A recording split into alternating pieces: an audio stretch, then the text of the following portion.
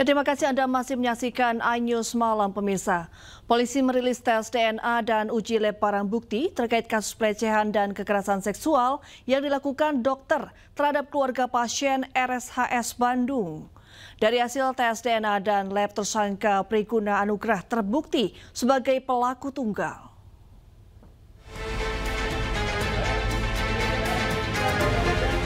Direktorat Reserse Kriminal Umum dan Bidang Kedokteran Polda Jabar mengumumkan hasil tes DNA dan uji lab barang bukti yang dilakukan oleh Puslap 4 Mabes Polri. Dari hasil tes DNA dan uji sampel yang diberikan ke Puslap 4 Mabes Polri, dapat dibuktikan secara ilmiah atau scientific crime investigation, tersangka Priguna Anugrah terbukti sebagai pelaku tunggal pelecehan dan kekerasan seksual terhadap ketiga korban yang merupakan keluarga dan pasien di RSHS Bandung. Ditemukan profil DNA tersangka pada swab kondom yang diberikan pada kita. Yang kedua, tidak ada DNA individu laki-laki pada swab vagina korban. Yang ketiga, ditemukan profil rambut pubis di TKP sebagai profil DNA daripada tersangka.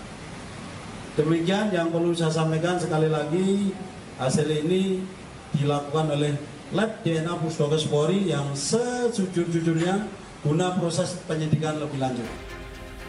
Sebelumnya tersangka Priguna Anugrah dilaporkan atas tuduhan pelecehan dan kekerasan seksual terhadap 3 orang keluarga pasien. Hingga kini tersangka masih menjalani tes psikologi dari tim Bitdokes Polda Jabar. Dirinya pun dijerat dengan Undang-Undang Tindak Pidana Kekerasan Seksual dengan ancaman hukuman 17 tahun penjara. Dari Kabupaten Bandung, Jawa Barat, Yuan Pangestu, iNews melaporkan.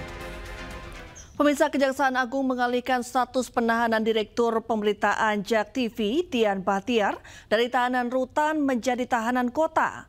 Pengalihan penahanan dilakukan dengan pertimbangan kesehatan tersangka yang mengalami riwayat penyakit serius. Yang Kepala Pusat Penerangan Hukum Kejaksaan Agung, Harli Siregar menyebut, pengalihan penahanan tersebut telah dilaksanakan sejak 24 April 2025. Harli menjelaskan, proses pengalihan penahanan telah melalui konsultasi dengan tim dokter dan dilengkapi dengan surat permohonan resmi dari pihak kuasa hukum tersangka. Selain itu, penyidik juga mensyaratkan jaminan dari istri tersangka untuk mendukung proses hukum. Sebagai bagian dari pengawasan, Tian Bahtiar dilengkapi dengan alat elektronik untuk memantau pergerakannya selama menjalani status tahanan kota. Sejak tanggal 24 April 2025 terhadap tersangka TB oleh penyidik telah dilakukan pengalihan penahanan dari yang selama ini dilakukan tahanan rutan menjadi tahanan kota di Bekasi.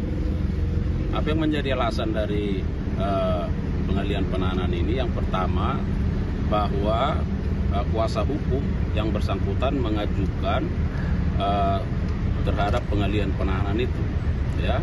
Kemudian yang kedua, bahwa ada alasan kesehatan, sehingga penyidik setelah berkonsultasi dengan tim dokter, ya, berketetapan bahwa kepada yang bersangkutan sangat perlu dilakukan pengalihan penahanan. Dapat kami sampaikan bahwa ternyata yang bersangkutan ada riwayat sakit jantung dan sudah 8 ring dipasang. Ya, kepada yang bersangkutan juga dilekatkan alat elektronik yang akan melakukan pemantauan terhadap pergerakan. Ya, jadi sudah dipasang alat elektroniknya. Ya. Ya, Kejaksaan Agung melakukan penggeledahan dan penyitaan terhadap aset-aset milik Kepala Balitbang Diklat Kumdil Mahkamah Agung, Zarof Rikar, di kediamannya.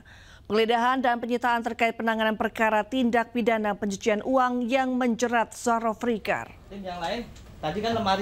Penyidik Kejaksaan Agung melakukan penggeledahan di rumah Zarof Rikar terkait perkara TPPU dalam kasus korupsi pengurusan perkara pembunuhan Ronald Tanur. Dari hasil penggeledahan, Kejagung menyita sejumlah dokumen terkait dugaan tindak pidana pencucian uang. Kejagung juga telah melakukan pemblokiran terhadap berbagai aset yang diduga milik ZR.